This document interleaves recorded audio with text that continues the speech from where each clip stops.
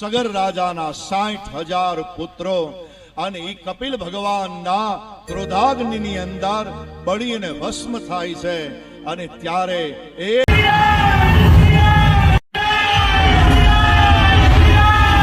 વાહ વાહ તાળીઓથી વધાવી જાઓ સાહેબ.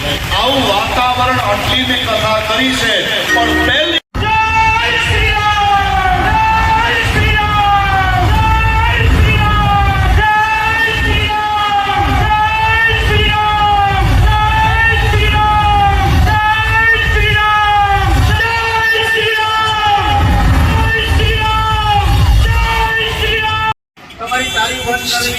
ચાલો અમે આજે આવી ગયા છે જામવંતીના ભોયરે, જ્યાં સપ્તાહનું આયોજન થયેલું છે. તમારી તાળી ઓછી થઈ ગઈ એવું લાગે છે. ઓહો, આમાં તો જગ જ નથી ક્યાંય. ફરી શાકભાજી વાડીએથી લઈ આવીએ એને આપણે 2 દિવસ રાખીએ, ત્રીજા દિવસે શાકભાજી પણ બગડી જાય. વૈજ્ઞાનિકો એવા સરસ મજાના મશીનો શોધ્યા છે કે મહિનાઓ સુધી રાંધેલા શાકભાજી બગડતા નથી.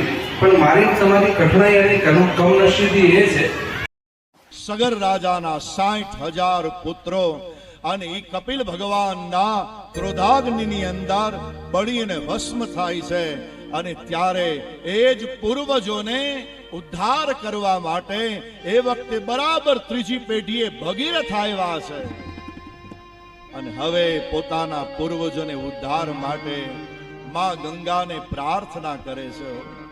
ક્યારે આવશો? બોલે તૈયાર છે. અને એ વખતે શંકર ભગવાનને પ્રાર્થના કરી. શંકર ભગવાન અને ગંગાજી વચ્ચે સંવાદ થાય છે. ગંગાજી કહે, મહારાજ તમે ભોળાનાથ છો, ક્યાં જીવશો? બોલે હું ખપ્પરમાં જીવીશ. પણ નહીં, મારા પરમાત્માનું તમે ચરણામૃત છો. નખ નિર્ગતા મુનિ બંદિતા ત્રૈલોક્ય પાવન સુરસરી. અમારે પૂજ્ય મોરારી બાપુ ગાય, નખ નિર્ગતા મુનિ બંદિતા, અરે આ ત્રૈલોક્ય પાવન સુરસરી. અને હવે સ્વયં શંકર ભગવાન બોલ્યા કે તમે આવો. ક્યારે આવો? અને જેઠ મહિનો આવ્યો અને જ્યાં જેઠ મહિનો આવ્યો બરાબર 10મો દિવસ આવ્યો. શંકર ભગવાન એ સમય જટા ખોલી છે અને એ વખતે પ્રચંડ પ્રવાહ ગંગાજીનો આવ્યો. શંકરની જટામાં સમાયો છે અને હવે જય જયકાર થાય છે.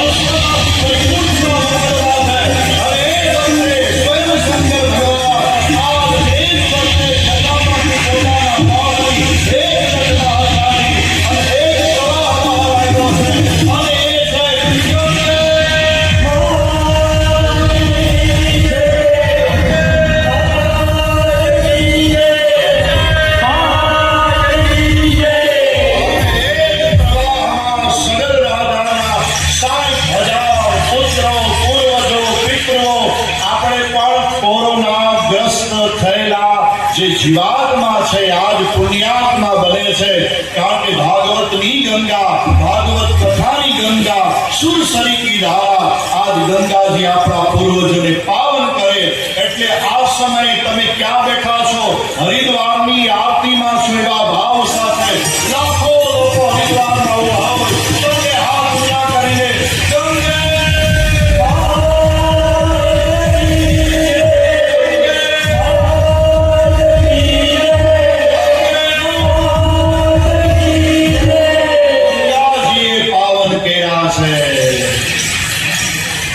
ત્યારે બધી જ સરિતાઓનું જ્યારે નામ લઈએ ત્યારે પહેલી એક જ સરિતા યાદ આવે. સુર સરિતા જટા શંકરી નામ કહાયો ભજમન રામ ચરણ સુખદાયી. પરમાત્માના ચરણમાંથી પ્રગટ થયેલી, બ્રહ્માના કમંડળમાં રહેલી અને અને શિવના જટામાં રહેલી એ જ ગંગા પરમાત્મા સ્વયં પોતે પ્રગટ કરે અને બધાનો ઉદ્ધાર કરે છે. રાણાવાવમાં જાંબુવાન ગુફા પાસે બાપુના સાનિધ્યમાં એની સમાધિ પાસે આ ભાગવત કથાની ગંગા છે. હમણાં જ રામચરિત માનસની કથાની વાત થઈ, એવા આપણા વક્તાને પણ તાળીઓથી વધાવી દે છે. બહુ સુંદર કથા. અને ત્યાર પછી જે હરિવંશ છે એ સૂર્યવંશ બને છે અને એ જ સૂર્યવંશમાં બરાબર સમય ગયો અને એ વખતે સૂર્યવંશમાં રઘુ રાજા થયા છે. અને એટલે સુખદેવજી મહારાજ બોલ્યા છે, શ્રી સુખ ઉવાચ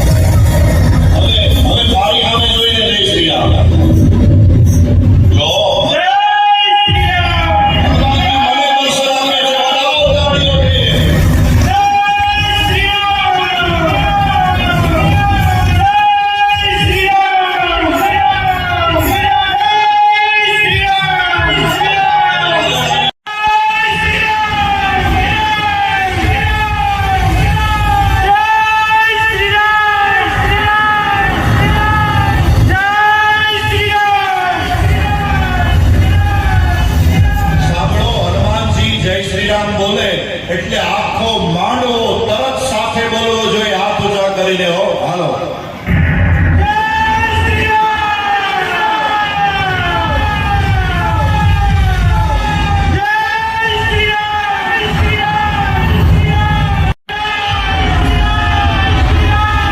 વાહ વાહ, તાળીઓથી વધાવી જાઓ સાહેબ.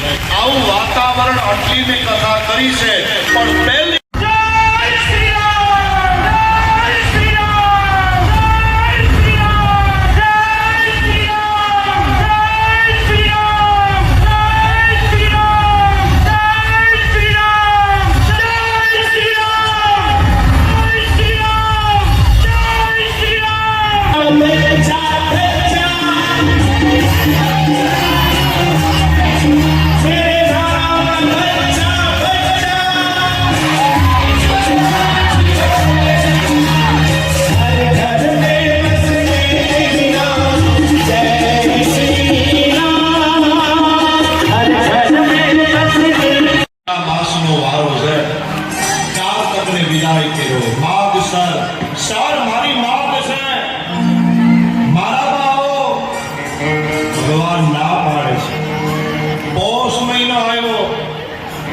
પ્રભુ જોશ જોઈને આવ્યો છું, આવો મારામાં.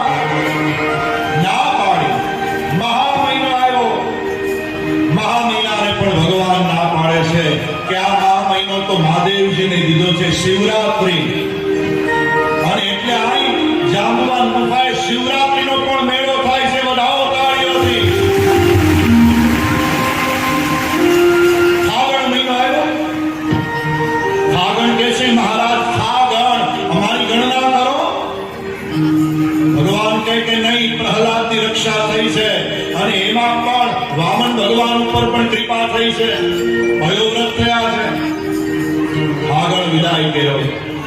ચૈત્ર મહિનો આવ્યો. ભગવાન કહે કે ચૈત્ર તમે તો રામને લઈને આવ્યા હતા. બોલે હા, તો એમાંથી હવે મુક્ત થાવ. વૈશાખ મહિનો આવ્યો એટલે ભગવાને વૈશાખ મહિનાને કીધું કે બળબડતા બપોરમાં આવા ઉનાળામાં કેવી રીતે આવું?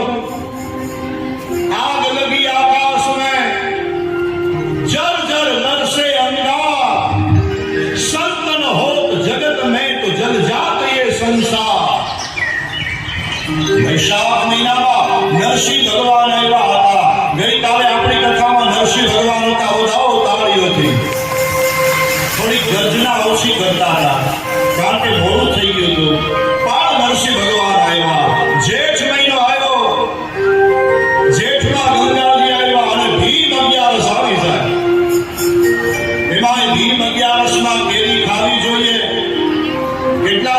અગિયારસની કેરી ખાય છે હાથ ઊંચો કરો લગભગ બધા આમાં આવી જાય અને તમે જુઓ ભીમ અગિયારસ એ પણ વિદાય થઈને હવે આવ્યો અષાઢ મહિનો આવ્યો વરસાદ વરસવા લાગ્યા ગરજોડા કરવા લાગ્યા અને અષાઢ આવ્યા વાતાવરણ બનવા લાગ્યો શ્રાવણ મહિનો આવ્યો અને એવા પણ દેવકીના ઉદરમાં પરમાત્મા હવે સાકાર થવાનો સમય છે પહેલા 15 દિવસ ચાલ્યા અને પૂનમનો દિવસ આવ્યો રક્ષાબંધન આવ્યો બ્રાહ્મણો સવારના પૂરમાં શ્રાવણી કરવા લાગ્યા શ્રવણ નક્ષત્ર આવ્યું યજ્ઞો પવિત્ર બદલવા લાગ્યા યજ્ઞો પવિત્રમ પ્રજાપતય સાધન પુરસ્તા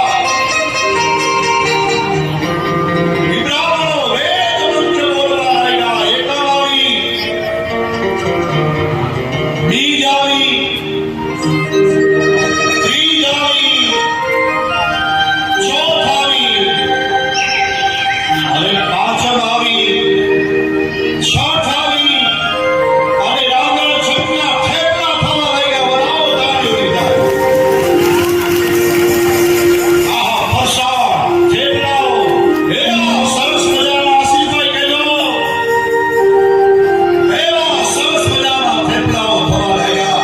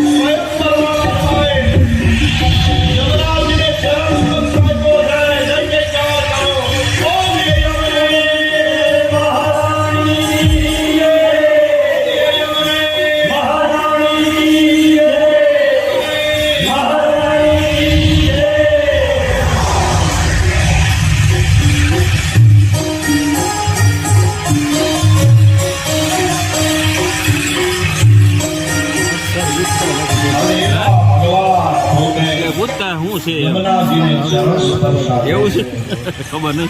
એકવાર તમને હાથ ઊંચા કરી અને યમુના આપણે ગંગાજીને યાદ કર્યા એવી જ રીતે યમુનાજીને યાદ કરો. હું અહીંથી બોલું યમને મહારાણી કી જય એટલે બધા યમને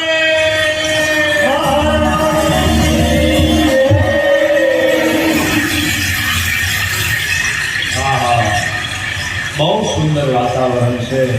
એ સમયે યમુનાજીની સરસ પર સાથી ભગવાન વસુદેવજીના મસ્તક ઉપર એ વખતે બિરાજમાન છે અને ત્યારે જઈ રહ્યા છે ગોકુલમાં અને ગોકુલમાં નંદના આંગણેથી અંદર આવ્યા અને યશોદાજીની બાજુમાં પોતે પોતાના બાળકને સુવાડ્યા.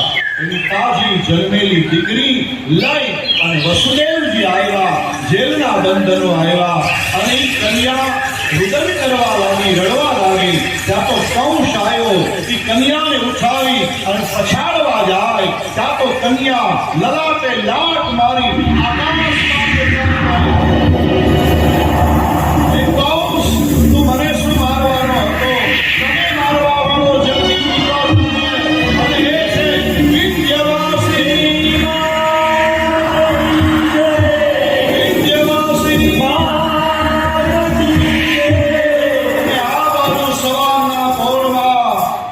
સ્વયં નંદ બાબાના રહે અને એનું નામ છે સુનંદાજી. સુનંદાજી જાગ્યા, ગોકુલની ગલીઓમાં પુકાર કરે છે, જાગો,